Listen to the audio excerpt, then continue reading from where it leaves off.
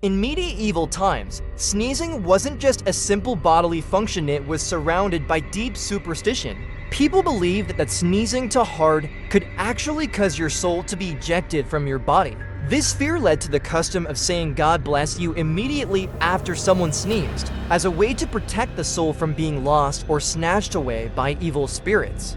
These beliefs reflect the widespread fear of the unknown and the spiritual significance that people placed on everyday occurrences. The practice of blessing someone after a sneeze has endured through the centuries, a remnant of medieval superstition that still lingers in modern times.